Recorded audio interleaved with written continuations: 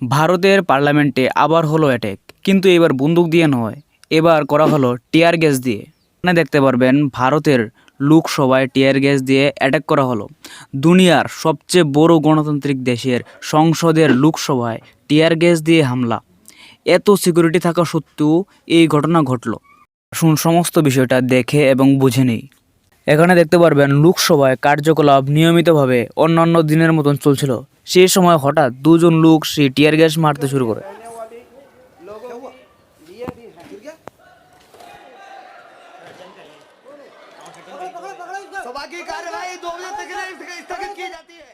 এখানে দেখতে পারবেন টিয়ার গ্যাস উঠছে।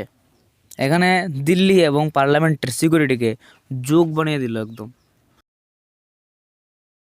আমার এই কথা বলার কারণ হচ্ছে কিছুদিন আগে খালিস্তানের সেপারেটিস্ট পান্নু ভারতকে খোলাখুলিভাবে ধমকি দিয়েছিল যে 13 ডিসেম্বর বা তার আগে ভারতের পার্লামেন্টে অ্যাটাক করবে।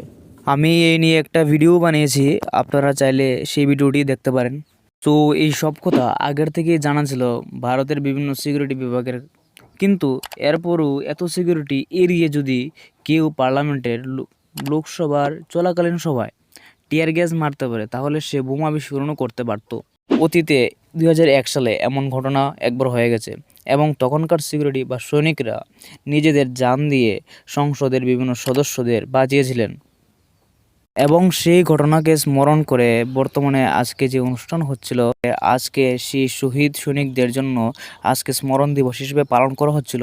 আবার আজকে সেই দিনের মধ্যেই আবার টিয়ার গ্যাস দিয়ে সেই সংসদ ভবনে অ্যাটাক হলো।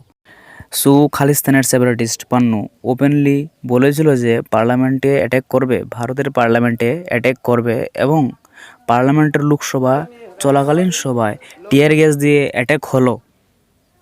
সো এখানে সেই ভারতের সিকিউরিটি লিটারেলি নাক কাটা গেল। সেখানকার সিকিউরিটিকে আরও মজবুত হতে হবে, আরও নিখুঁত হতে হবে, যাতে ভবিষ্যতে আর এমন কোনো ঘটনা না হয় সেদিকেও লক্ষ্য রাখতে হবে। এবং এই সমস্ত বিষয় সম্পর্কে আপডেট থাকতে সাবস্ক্রাইব করুন আমাদের চ্যানেলকে এবং থাকুন স্টে ইনফর্ম, স্টে আপডেটেড। ধন্যবাদ।